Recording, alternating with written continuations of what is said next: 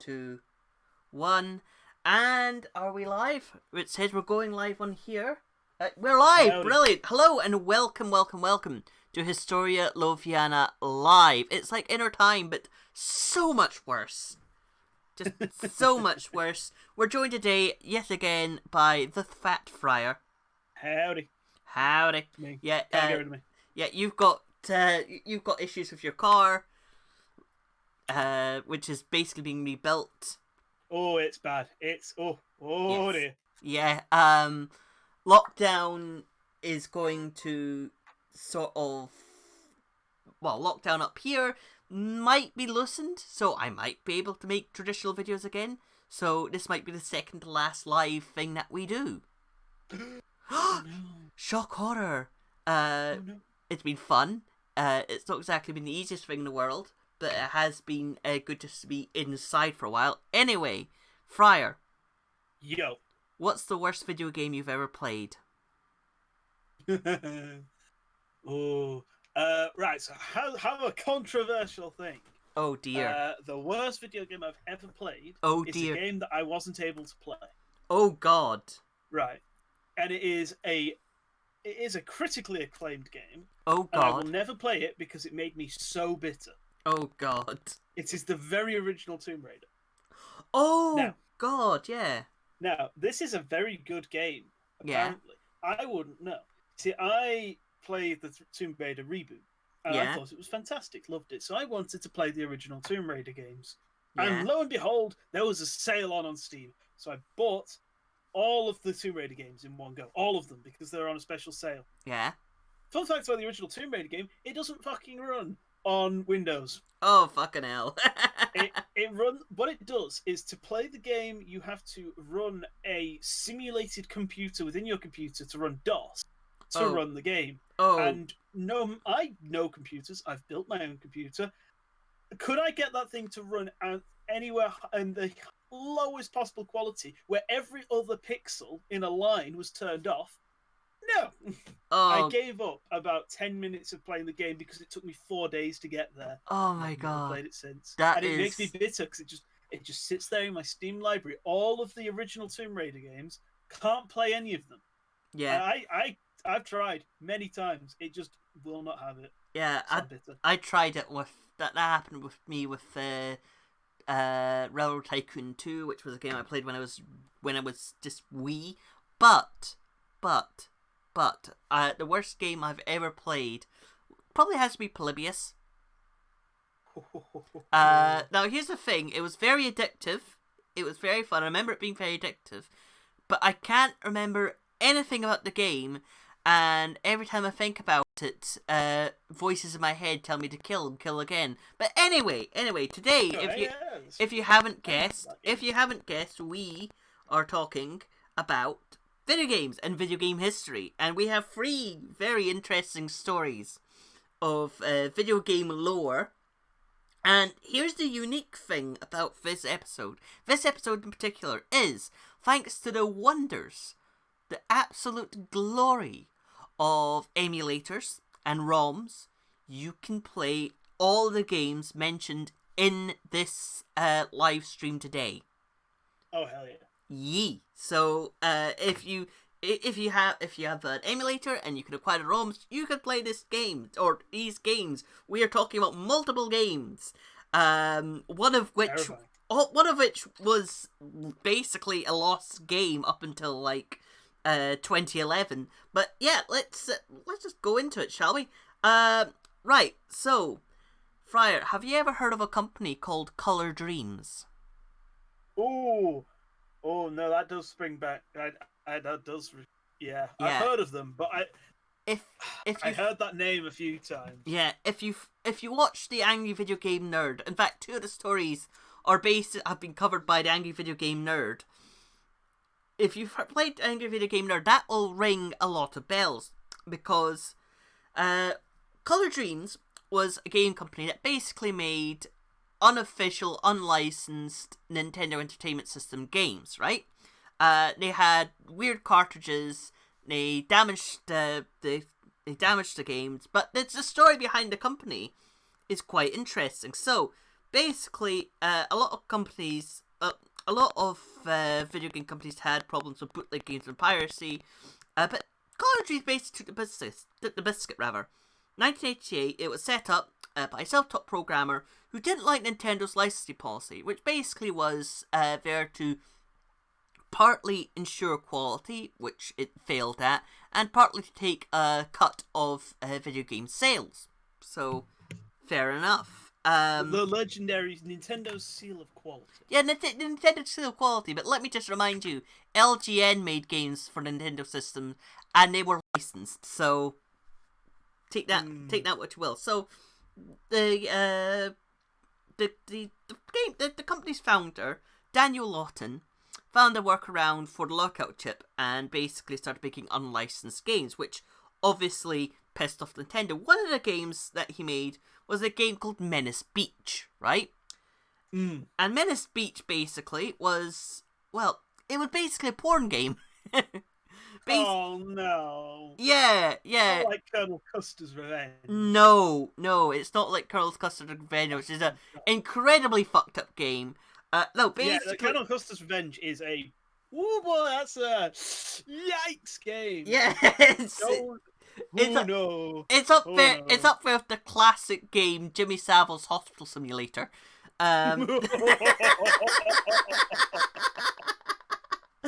But no. Basically, the game was called Menace Beach, and you basically played a guy on a skateboard who had to avoid lots of enemies to save your girlfriend, and with every level that you pass, there's a wee sort of cutscene where the girlfriend's clothes sort of melt away. Or as she says in the cutscene, I've been waiting here so long, my clothes have started to rot. Christ. And basically, that... Men should not be allowed to make video games on Yeah, their own. basically, that's it. Yeah, just fuck it. But yeah.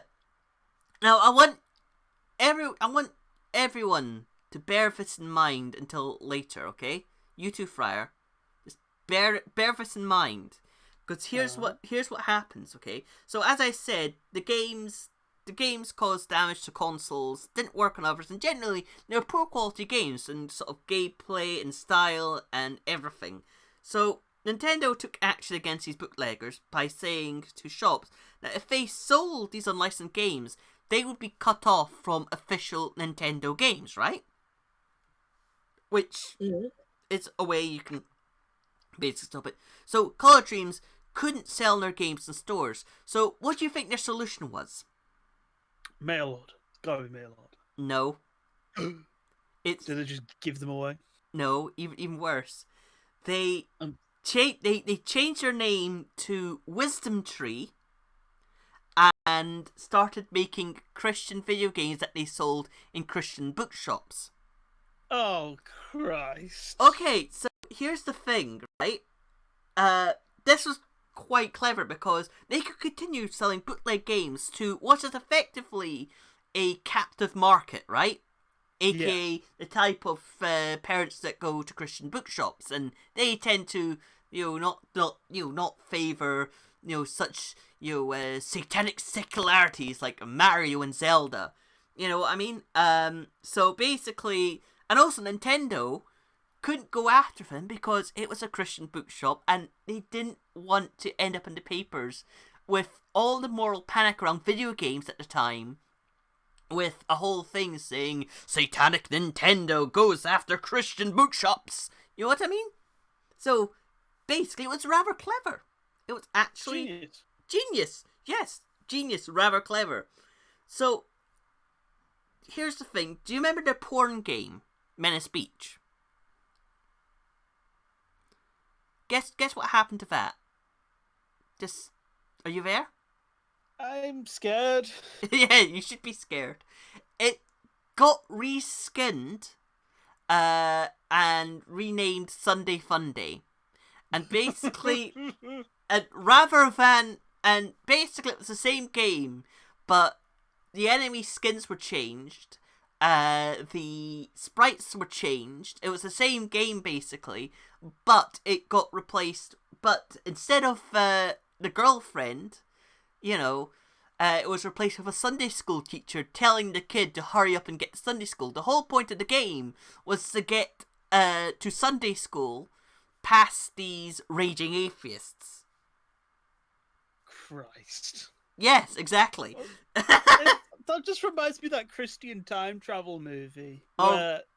They're using time travel to eliminate Christianity from the world.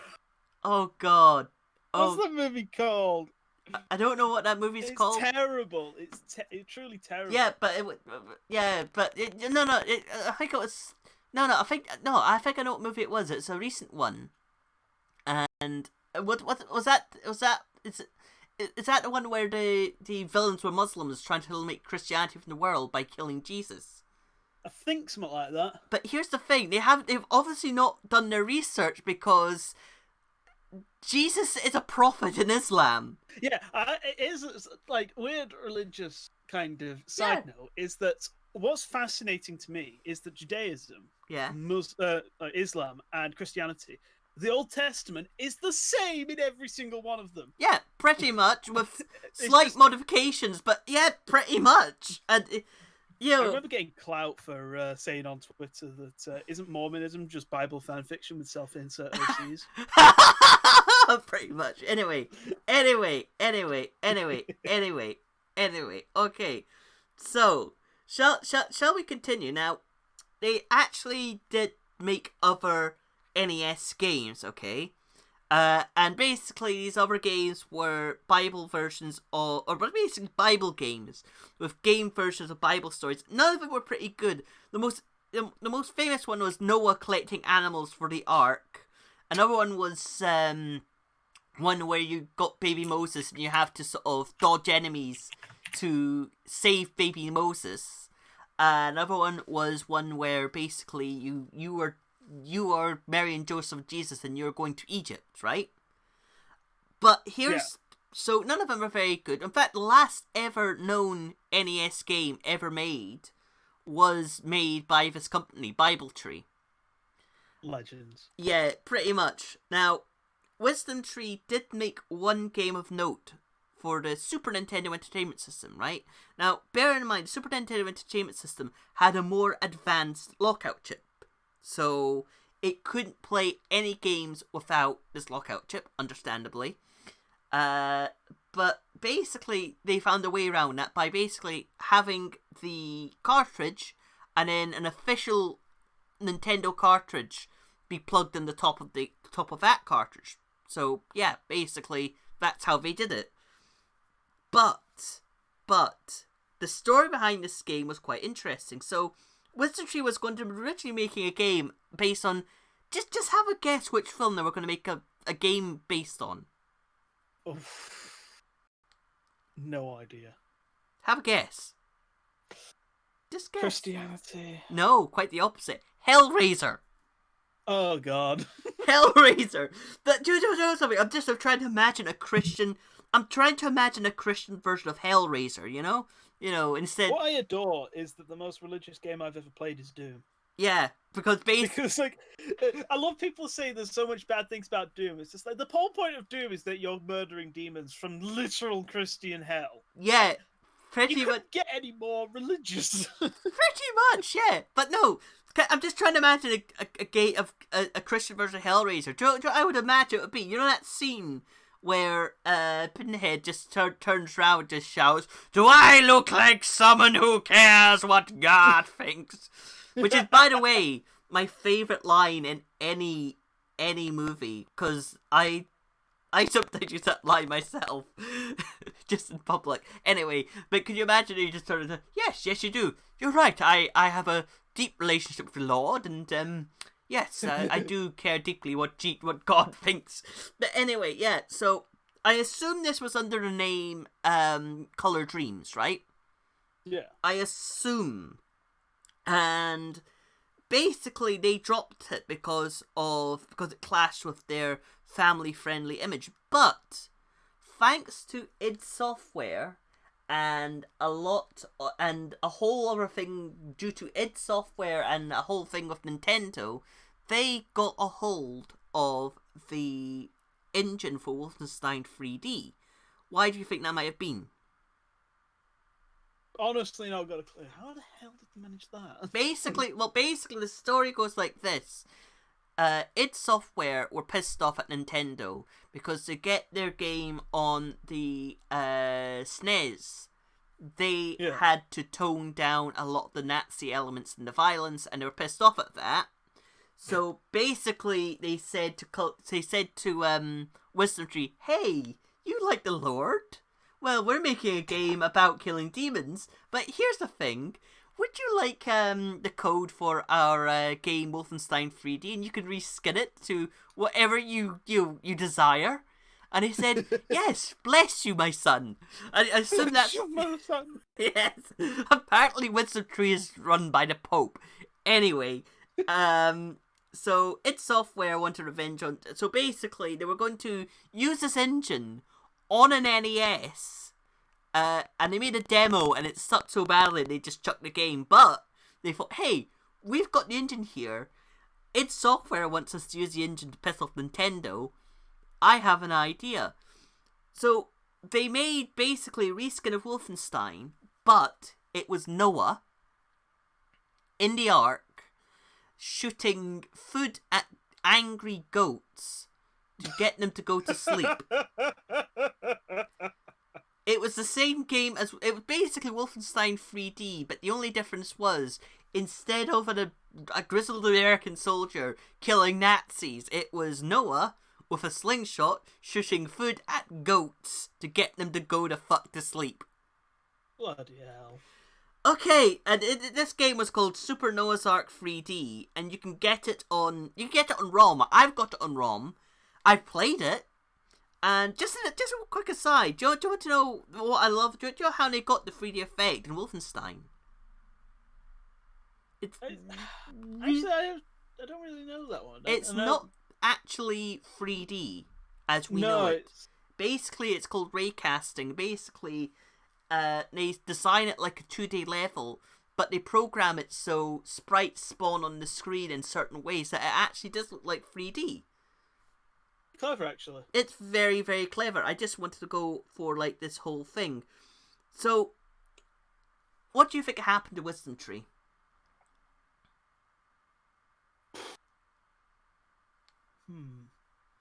I'm guessing they're not around anymore.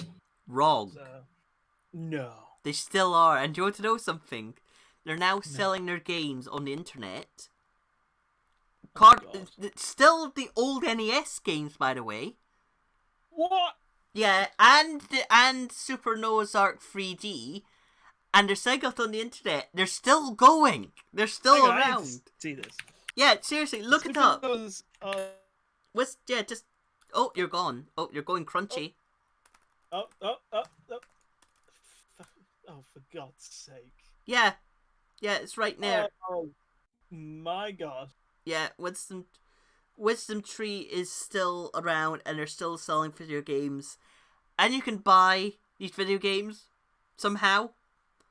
By the way, if you want to learn more about Wisdom Tree, they also made other games. Like they made a Bible for the Game Boy, the original Game Boy.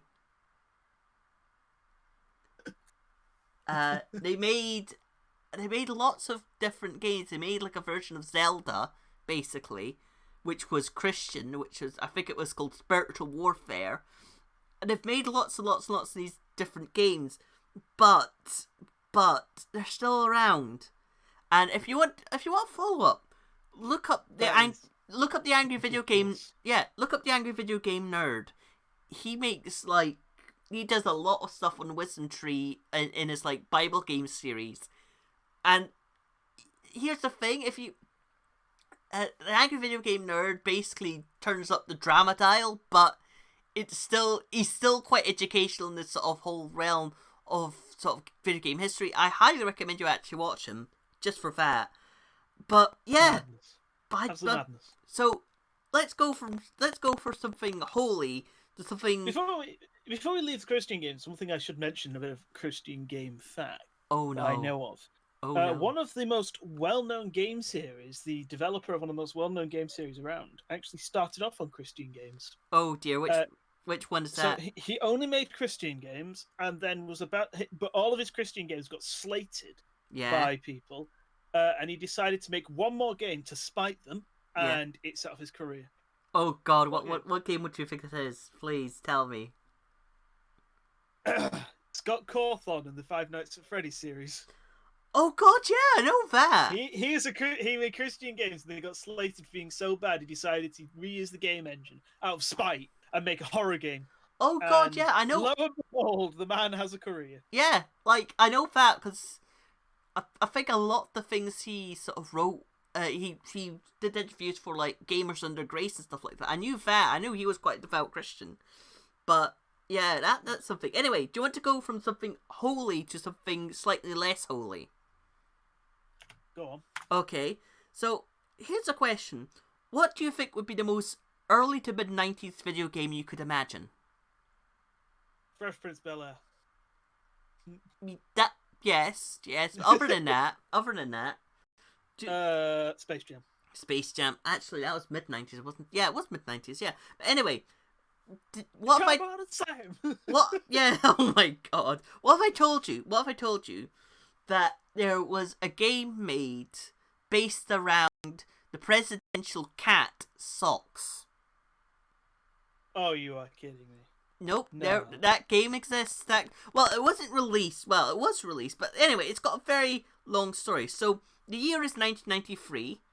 Bill Clinton is president, and one of the presidential pets is a cat named Socks, who was surprisingly popular. Right? You know, cute cat. Is it like Larry? Yeah, no. Yeah, well, no. Larry stays number 10 no matter who the Prime Minister is. He's the chief mouser. Pretty rubbish at it. But, yeah. Well, he's a mouser, not a ratter. Anyway. So basically, you know, Larry belongs to number 10, but Spots actually belonged to the Clintons, okay? And he was surprisingly popular. He was a cute cat, and now here's the thing: there's not many video games that were made based around presidential pets, or even the pets of world leaders. I think the only example I can think of is Gorbachev's the ultra rare coin-op game from the Soviet Union called based around Gorbachev's pet goat, Babushka. I think the game was called Babushka Leads the Revolution. And there was also an unreleased one called Babushka Does Economic Reforms. But no, anyway, that was a joke. God's sake. But no, yeah, there was apparently a game made based around the president's cat, Socks, okay? Now, lots of presidents have pets in office that become quite famous. Example being George Bush's Barney, Obama's dogs Bo and Sonny, and of course the current presidential pet, Jared Kushner. You didn't get that, did you? Jared Kushner. Yeah. Yeah. Bloody hell. Anyway, Socks basically got his own game. Now, here's the thing. It was made 1993, but because of problems, it was only officially released in 2018. Why do you think that might be?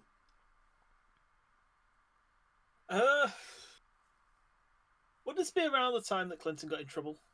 Or am I getting the wrong time? I don't think so. I don't know when. Probably, but Clinton was no. Actually, no. It was actually not anything to the Monica Lewinsky affair. It was actually something a little bit more.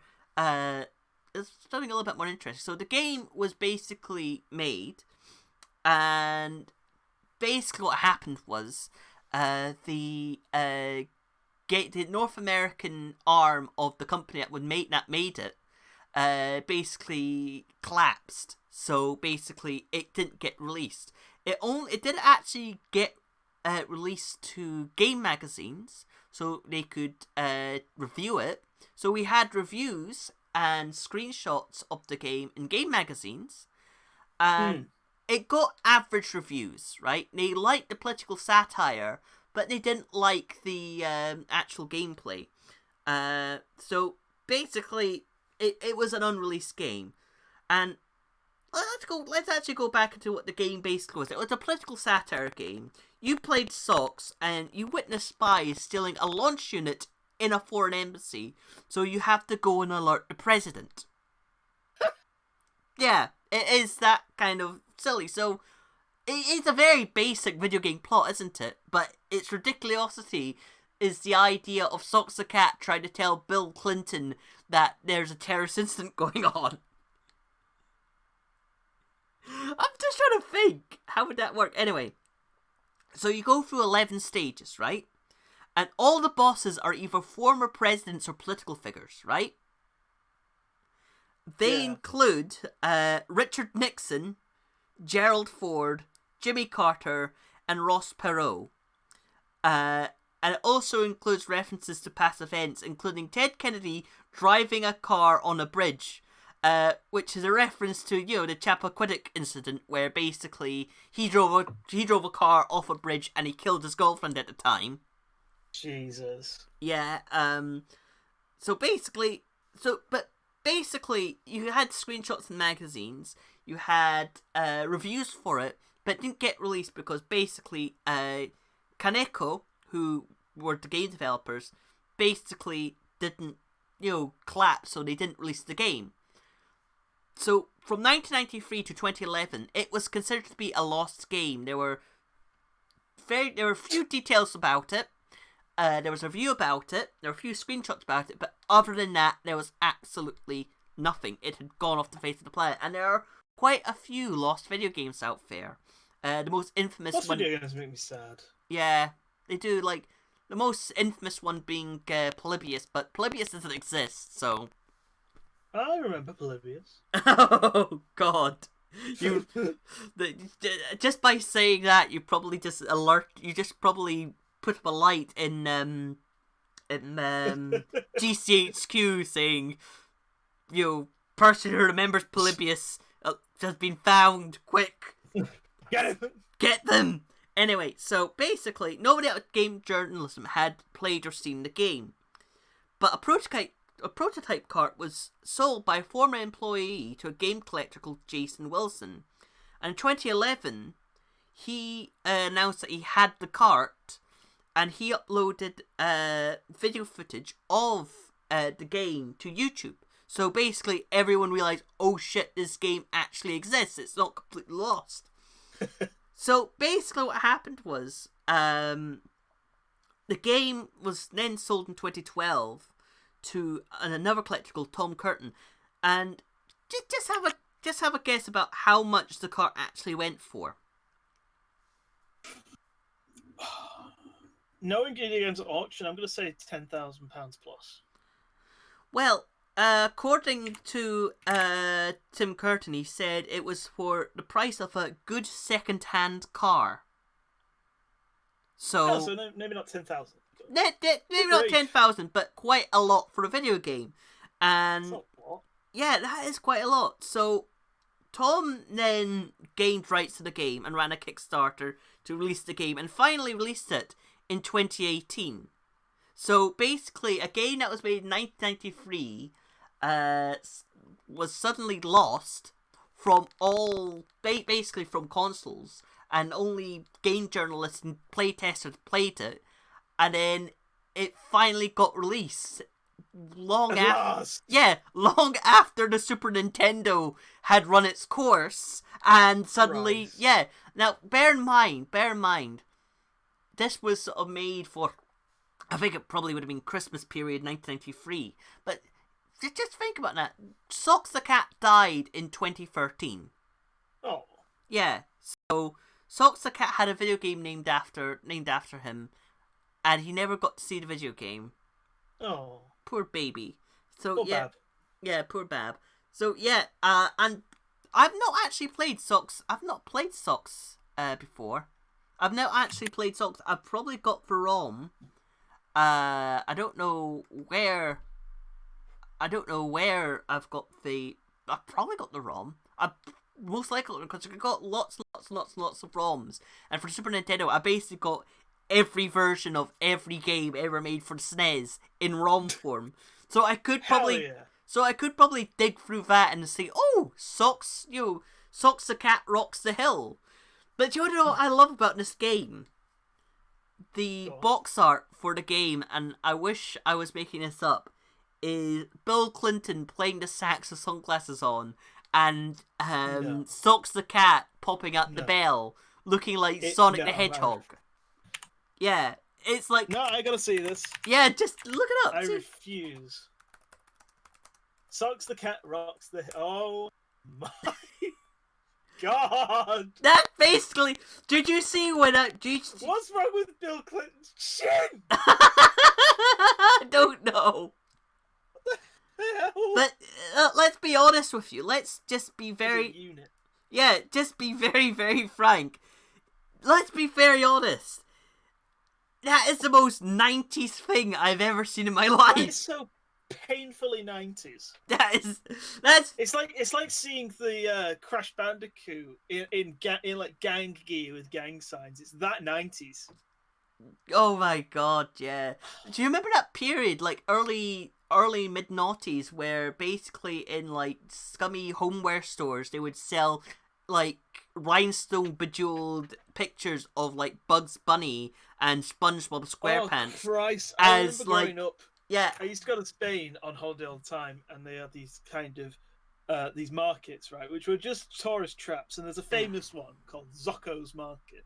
Every single time I've been to Spain, I've had to go to Zocco's Market because it sells the tackiest, most dreadful tourist tat you can imagine. I'm talking SpongeBob SquarePants with tribal tattoos. oh I'm my talking, god. Crocs, bejazzled Crocs. Oh my god. Oh my, it is majestic. And every single time I go there, I buy a shitty pocket watch because Oh. they're like €5.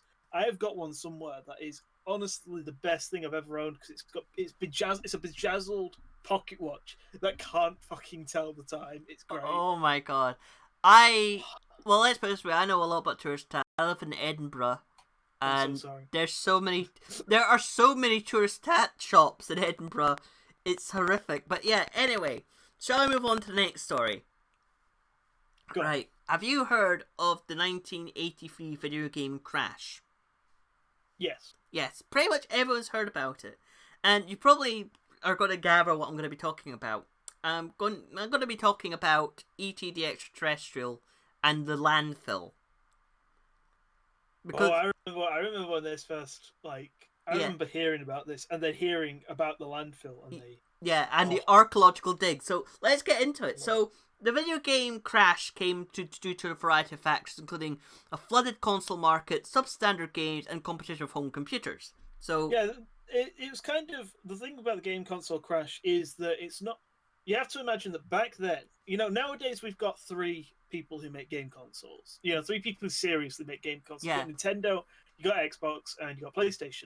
Now with the game console Crash, I believe there was about 30 game consoles on the market. yeah, and The problem with these is that all of them were kind of exceedingly expensive, yeah, and they weren't very good. Yeah. Atari was probably the best at the time. You had stuff like the Commodore, you had the Intellivision, stuff like God, yeah, that. And they were just...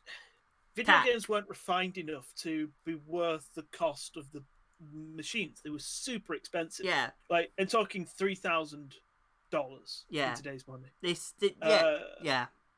So, And so... Also, the games were expensive as well, and they just were not very good. yeah, but So, this one pretty much takes biscuit. So the icon of the whole Crash by far has got to be E.T. the Extraterrestrial for the Atari 2600. I do feel bad for the guy who developed. Yeah, See, I know a lot about this one. The guy, this poor guy. yeah, It was a tie-in game. Now, tie-in games were never successful, of and course. this poor guy was told by Atari he had to make it in 5 weeks. Yeah, pretty much. Well, no, it was 1 month and a week, I think. Yeah, pretty much Yeah, that. 5 weeks. In fact, I've got the dates here. The film was Poor released. guy. Yeah, the film was released. Now, E.T. the Extraterrestrial. Obviously, they were going to have a tie-in game because it was a lovely film, very popular, and they wanted to have this game out by Christmas. So the film was released on the 11th of June, 1982. Atari commissioned the developer Howard Scott Warshaw to develop the game on July 27th of the same year. with an aim to complete the game itself by September 1st for the Christmas development period. So that's a game development period of 1 month, 5 days. Now, bear in mind, Warshaw's other games took other games of note included Yar's Revenge and Rage's Lost Ark. They took 7 and 6 months respectively to develop, right? Yeah. So he was expected to make a game within basically 1 month and a week. So yeah, basically you could basically see how he's going to be set up for a fail. So it was a rush game that was highly anticipated as a Christmas gift of 1982. And basically it was a disaster that added to the 1983 video game crash because it was a terrible game and even parents could see it was a terrible game and they basically returned it en masse. Yeah. And it was... here's the thing. The ROM is available, freely available. If you want to see how bad the game was, just feel free to play it. Just get an emulator up and boot it up and play it. Terrible. Like, here's the thing. I went through a period of my life when I really got into the Angry Video Game Nerd, and I sort of went and played the video games that he played just to see what they were like for myself. And yeah, some of them were terrible, but I've never played E.T. the Extraterrestrial. I've saved myself that horror, and I might act. Now, here's the thing. I sometimes Twitch stream. I've got a. I can get a Atari emulator up. Maybe I should play E.T. the Extraterrestrial. Should do it. Absolutely do it. I should probably do it. I probably will do it. I might announce it on Facebook. Who knows? But anyway, it was a rush game, and everything basically went to shit. So. Oh yeah. Right. It was a disaster. It was a disaster. So the video game crash happened. Atari was left with a lot of unsold stock. And the best way they could think of it at least, was to bury it in a pit at Alamogordo. Bury it in a landfill. Yeah, bury it in a landfill at Alamogordo, New Mexico. Basically out in the middle of nowhere. So on September 28, 1983, unsold games, console and other stock were buried with a layer of concrete poured over the top. Why do you think that might have been? I really want to make a bad joke here, but it is What terrible. is it? What is it? Make it. I was going to say, that is the McCann's problem solving. Oh, God! Oh, no! Oh, no! Sorry. You need a Bible game. Go play a Christian game, you heathen! You fucking heathen. But yeah, anyway, no, the reason why was because in the pit there was also dead animals, and they knew that children would come along and try to dig it up. They knew that was probably going to happen. The local children would think, oh, free video games in this pit! Yeah. Hell yeah! It's like, do you want to know something? It's a little bit like the problem with, what to do with nuclear waste and how to stop people digging it up. But instead of nuclear waste, it's, terrible games. Just dreadful video now, games. here's the thing. There was actually, now, basically, despite the event being reported on and being in newspapers, it quickly became an urban legend because it was an absolutely extraordinary story. And the urban legend was actually embellished by rumors that Atari had buried a prototype of their MindLink controller, which apparently was a controller that was apparently developed by Atari to control video games with your mind. Yeah, that I love. Sorry, hold on. Hello, I can't talk. Fuck, I'm sorry. Just hold on. Okay, Google, broadcast. What's the message? I can't talk right now. I'm in the middle of a live show. Okay. Google. Broadcasting now. Google. Okay, Google. so if he calls Play again, I'm Despacito. gonna scream. Anyway, I've got my headphones. I put the wrong headphones on. Anyway, You goon. yeah, sorry, everything's going wrong. So, anyway, story goes like this. Basically, apparently Atari were developing a controller that would use basically brain basically brainwave imaging equipment to control video games. It sounds science fiction, but it is possible. Not in 1983, I don't think. I think in 1983 or 1982 or wherever, it probably wouldn't be, but it has been done. And it's not very good, but then again, we're talking about Atari consoles, and there's like, basically what? 5 buttons, up, down, left, right, and fire on the controller.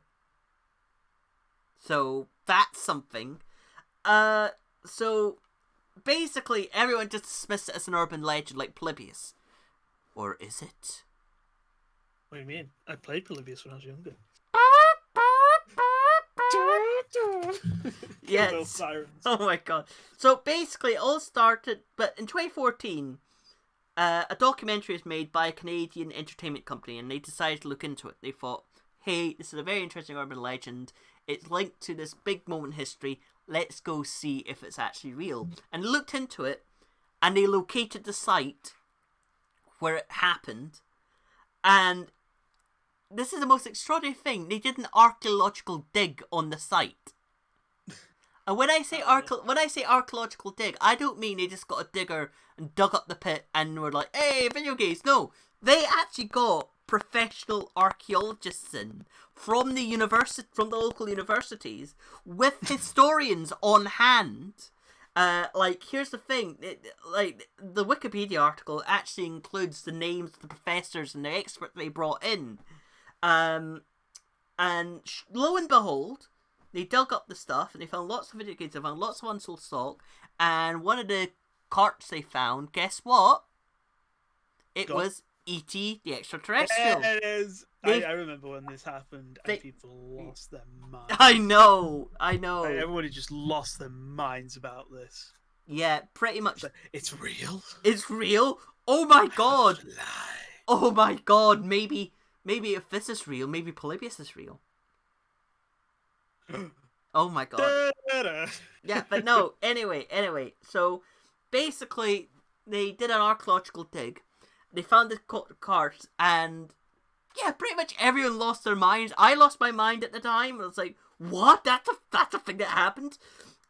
So basically the documentary is available on Netflix, I believe. It's called Game Over. It's viewable on Netflix. Now, many of the carts actually ended up in museums, like the New Mexico Museum of Space History, for some reason, got some carts that are on display. The Smithsonian got carts that were available for their records, but a lot of the carts have actually ended up being auctioned off, either online or in proper auctions. Because let's face it, it's a cart from the Atari dump. It's going to be. Yeah. It's a legitimate cart from the Atari dump. Yeah, basically that. So I've got a question. Speaking of terrible cartridges, I actually own a very, very special and very, very rare cartridge here in the UK. Oh and dear. It was in a flipping cash generators for a £5. Oh my god! That's the best thing I've ever bought. What was it? I own a real, legitimate PAL copy of Shaq Fu. Oh no! Yes, I actually do own I've never owned an SNES, and I've never wanted to buy one more just to play Shaq Fu. It's been on my shelves for so long, and I really want to play. I bought it a couple of months ago. Oh my god! I think it was actually just after Christmas. We went to Crash Generator. There for a £5 was a copy of Shaq Fu, and I was like, oh my god! So basically, Shaq Fu is a Shaq. Oh, it's bad. Shaq. I've got the wrong. It's from Shaq Fu dates from that really, really specific era where Shaquille O'Neal's fame was absolutely at its height, and he could get away with whatever he wanted. I'd love to put in that one clip of him showering with the flipping shower dress on, which is just majestic. By the way, do you want to know something even worse? There's been a remake of Shaq Fu, or there was a remake of Shaq Fu. Oh yeah, the sequel. It's actually apparently not a bad game. Okay, well that's good to know. But yeah, I now want to play Shaq Fu. I don't want to play Shaq Fu, but I feel like I should. Anyway. Talk from Kazan. That's what I was thinking of. The shower scene from Kazam. Oh God, yeah, that was a thing. Anyway, I've got a question. So I've got a question for you. One cart from this dump of E.T. the Extraterrestrial, how much do you think one went for? I'm going to say about 100 quid. Higher. Also, 200 quid. Higher. 400. $1,500. I bought my car for that. But that's I just spent more than that on the car since. But that's not the point. That is just one single cart from the dump for $1,500 US dollars. But here's the thing, like, obviously you're not buying it for the game. You're buying it for the fact that it was buried underground for like 30 years. It's a piece of history. It's a piece of history. But yeah, I love that whole thing. Imagine owning an actual copy of E.T. the Extraterrestrial and it's worth it, and you've kept it absolutely mint and very clean, and then somebody brings one up from a fucking trash dump and it's worth so much. I'd be mad. Do you know what it's a bit like? It's a bit like owning a Corpulite. You know, a dinosaur turd. You know. Oh yeah. Yes, this is a dinosaur turd, but it's a fossilized turd. Anyway, the ROM is. I have the fossilized handprint.